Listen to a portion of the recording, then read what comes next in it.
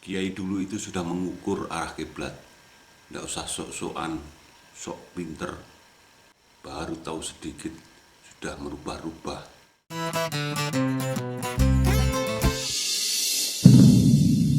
Assalamualaikum warahmatullahi wabarakatuh. Berjumpa lagi dengan Sidul Magelang yang menampilkan konten-konten sa penai dewi. Dan memang channel Sidul Magelang ini sengaja tidak saya monetisasi. Karena apa? Menurut saya, yang lain monggo, dengan dimonetisasi itu rasa seni apa yang saya inginkan tidak tersampaikan karena dibatasi dengan aturan-aturan ketat dari YouTube itu sendiri. Maka memang channel Sidul Magelang tidak saya sengaja tidak saya monetisasi, walaupun beberapa kali atau yang dulu pernah saya monetisasi tapi saya copot biar kita semakin bebas. Baik, bahwa pada hari ini di yang ramai di Kementerian Agama lagi digencarkan yaitu Sejuta Kiblat.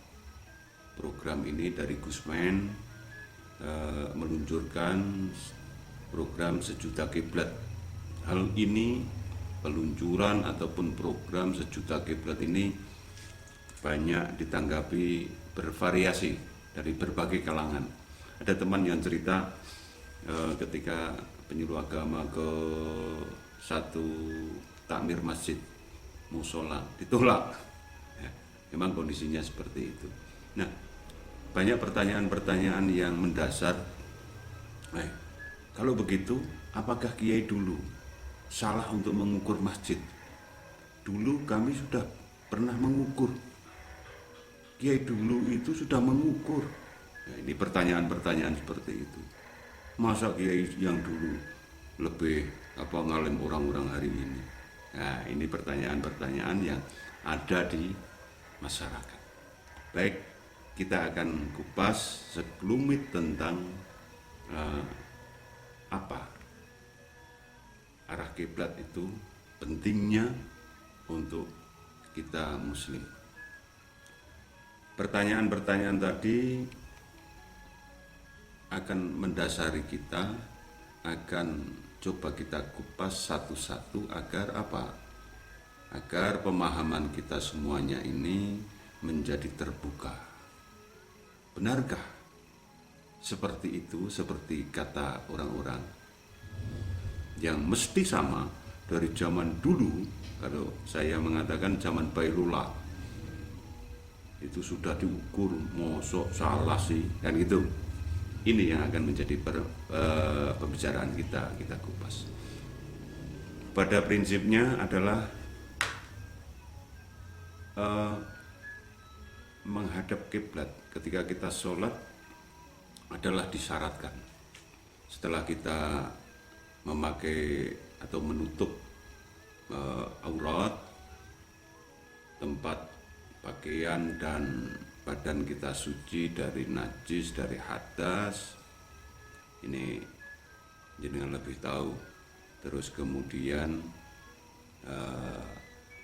mengarahkan kita untuk sholat dalam kondisi, tentu dalam kondisi normal, reguler lah, menghadap kiblat, terus juga niat ya, termasuk apa lagi, mancing waktu sholat. Ini dasar ini kenapa kita sholat harus menghadap ke kiblat. Ini ada pada surat Al-Baqarah ayat 144. Ini saya tidak usah dalil, yang artinya adalah palingkanlah mukamu ke arah Masjidil Haram, dan di mana saja kamu berada, palingkanlah mukamu ke arahnya. Tentu dalam konteks ini, ayat ini adalah menghadap ke kiblat, ke Masjidil Haram atau ke Ka'bah. Itu adalah dalam konteks kita sedang sholat. Ini ada dalam surat Al-Baqarah ayat 144. Fawalli wajhaka satral masjidil haram wa haitsu ma kuntum fawallu wujuhakum satrah. Kira-kira seperti itu. Artinya clear bahwa kita sholat adalah harus menghadap kiblat, syaratnya salah satu dari yang sudah kita sebutkan di atas tadi. Nah, apakah kiai dulu ini salah menentukan arah kiblat masjid kita, musola kita, langgar kita, suruh kita? Apakah seperti itu? Kita yakin bahwa ilmu dari ilmu para alim, para ulama ini sudah luar biasa, dengan perhitungan-perhitungan yang pokoknya luar biasa. Saya yakin dan percaya bahwa waktu itu misalnya masjid kami ini dulu sudah diukur dengan luar biasa, dan saya yakin pas juga arah kiblatnya sudah pas. Nah, kenapa sekarang kok harus diukur lagi? Ternyata ini jawabannya, kita tidak sedang mempermasalahkan Mbah Yai itu salah atau tidak salah. Tidak itu. Bukan masalah salah atau tidak salah mengukur, tidak. Yang harus kita pahami dari kenapa Gusmen, Kementerian Agama, kita dihimbau untuk mengukur kembali arah kiblat kita. Ini tidak hanya di musola, di masjid, tapi kita butuh juga di rumah kita, di kamar kita, ketika kita sedang pingin sholat di rumah. Kan kita tidak selamanya sholat di mana? Di masjid, di musola. Kadang-kadang kita butuh tahajud di rumah, kita butuh mujahadah yang kita pingin madeng kiblat, pingin membaca Quran dengan madep kiblat, karena di situ kaya dengan barokah-barokahnya ketika kita beribadah menghadap kiblat itu. Kira-kira seperti itu. Nah, ternyata para ilmuwan hari ini inti bumi itu terus bergulir. Jadi inti bumi yang kita tempati ini terus bergulir, dan akhirnya apa? Ada lempeng-lempeng. Nah, ini sering kita di daerah kita ini terjadi lindu, gempa bumi. Gempa bumi inilah, lindu itulah, pergeseran lempeng itulah yang menyebabkan arah kita, tempat kita yang kita pijak hari ini, rumah saya ini hari ini, mungkin saja bergeser. Ini yang harus kita pahami. Dulu Bapak ini sudah mengukur ini, arah kiblatnya ke sini.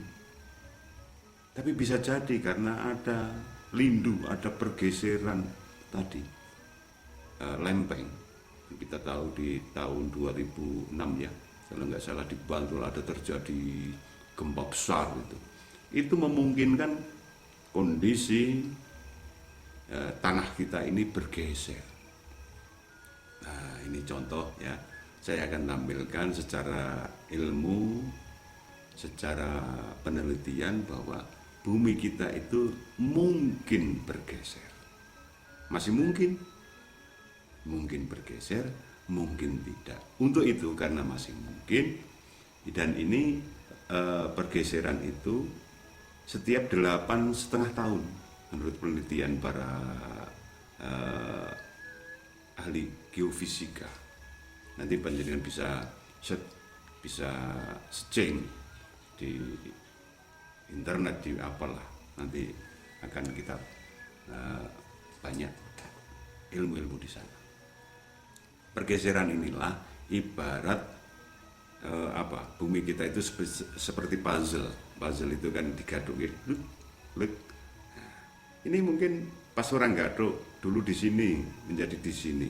Nah, itulah yang akan menyebabkan arah kita, rumah kita, tempat kita, musola kita, gubuk kita yang ada di sawah, kita sering juga pingin di sawah sholat misalnya, duha atau apa, bagi yang rajin, bisa saja bergeser. Dulu pas, iya, dulu sudah pas dulu, iya. Tapi kita ingat, ahli geofisika mengatakan bahwa setiap 8,5 tahun ini ada pergeseran. Mungkin saja yang bergeser pas di kita. Untuk itu pemahaman inilah yang harus kita belajar banyak. Tidak salah, para alim dulu tidak salah, jelas. Tapi memang bumi kita yang kita pijai ini sering berubah, sering bergeser, sehingga memungkinkan arah kiblat kita bergeser. Ini yang harus kita paham. Apa mesti masjid yang harus kita ukur? Kalau memungkinkan, monggo, bagus. Tapi harus ada pemahaman yang sama di takmir, di masyarakat setempat. Musola, ada pemahaman setempat. Seperti saya kemarin juga mengukur kuburan, karena kuburan itu ternyata butuh arah kiblat.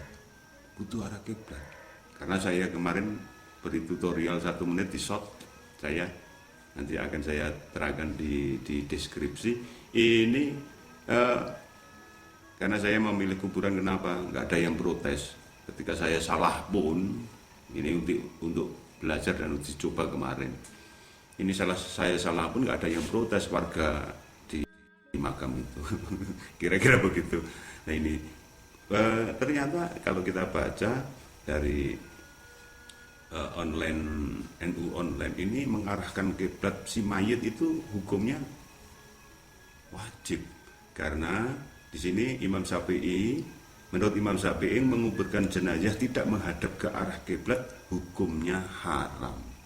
Tidak menghadap kiblat hukumnya haram. Berarti kan wajib untuk kita yang hidup, yang mengubur jenazah itu wajib dipalingkan ke arah kiblat. Nah ini, yuk kita ukur makam-makam kita biar apa? Selain rapi, juga hukumnya kita sudah mengenai, yaitu hukum wajibnya tadi. Nanti kalau semuanya akan diukur arah kiblat, kuburan kita itu menjadi rapi, enak dipandang juga. Ini kira-kira kalau kita takut mengukur di masjid, musola, nanti akan terjadi hal-hal yang tidak baik. Ini yang butuh atau yang perlu kita pahami, bahwa intinya adalah kita berusaha untuk mengarahkan kiblat ketika kita sedang akan sholat, sedang mau sholat. Ini adalah menjadi syarat ikhtiar, harus ikhtiar. Ini kiblatnya mana ini ya, ikhtiar begitu. Nah ini juga selain ikhtiar juga ikhtiyat, yaitu kita berhati-hati. Mumpung nanti tanggal 27 Mei ini, hari Senin, jam 4:18 yang harus kita cocokkan paling gampang dengan jam HP yang otomatis itu sama. Kita kemarin sama teman-teman, sama enggak BMKG, benar ya, BMKG ya, jam itu dengan jam HP sama, ternyata detikannya sama. Ketika berubah itu kita kemarin uji coba, paling gampang dengan HP-nya yang otomatis jamnya. Waktu 1 menit masih jam 18 menit. Itulah untuk kita segera dalam 1 menit itu untuk mengarahkan kiblat dengan banyak nanti di tutorial yang sudah teman-teman atau banyak di YouTube lain mengarahkan ke arah kiblat.